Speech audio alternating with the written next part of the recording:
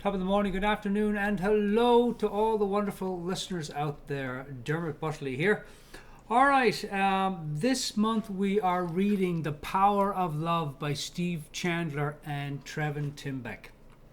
What an incredible, incredible book. I want to read you something that I think you can really relate to here. This chapter is called I Was Looking for Love in All the Wrong Places, from their book The Power of Love, which we're reading right now. Looking for Love in All the Wrong Places by Johnny Lee was a true favorite song of mine back in the 1970s when I worked as a writer in the field of country music. My own life prior to addiction recovery was definitely spent looking for love in all the wrong places and looking for lasting peace and happiness where there was actually only short-term pleasure that almost immediately unveiled itself as long-term pain. I think we could all relate to that. What I had always hoped was the guidance of my heart turned out to be an inner GPS system hacked by the forces of a darkly comedic foreign power. It occurred to me later that I had been operating with a failed thought system. Again, who can't relate to that? Talk about the power of a system. What kind of a system produces nothing but anxiety?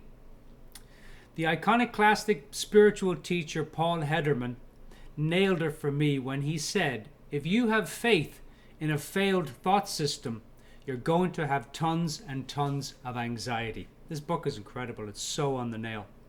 You're going to believe what's not happening is happening, to the point where it will override your ability to recognize what is actually happening. Steve, he's one of the best.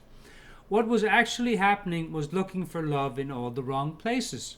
Places like the attention, approval, and attraction of other people. Places like financial status and rock stardom. Places like admiration and adoration. Yes, embarrassing places like all those mirages and apparitions. It took decades to finally grasp what Byron Katie meant when she said, if I had a prayer, it would be this: God, spare me from the desire for love, approval, or appreciation. Amen. Recently, in the middle of pondering all of this, I got one of those wonderful, long, freaking emails from my friend and co-author, Trevor Timbeck, reminding me of the affection for the work of the book minister Fuller, whose book, I Seem to Be a Verb, inspired one of the chapters in my book. And it hit me. Love is not a thing. It's not a place. That's why all the places I went looking for love were wrong. What Fuller said about himself can also be said about love. I know that I am not a category. I am not a thing, a noun. I seem to be a verb, an evolutionary process, an integral function of the universe. If you'd like to join us, we're reading this month The Power of Love by Steve Chandler, Trevin Timbeck.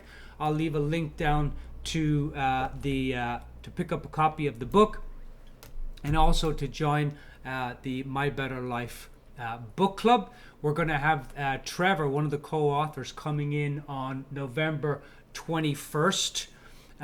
So pick up a copy, come join us in the My Better Life book club, and read a few chapters, and then come into the author Q&A and bring a question that you'd like to ask Trevor, one of the co-authors. Love to see you in the book club. We'll talk soon. All the best. Cheers.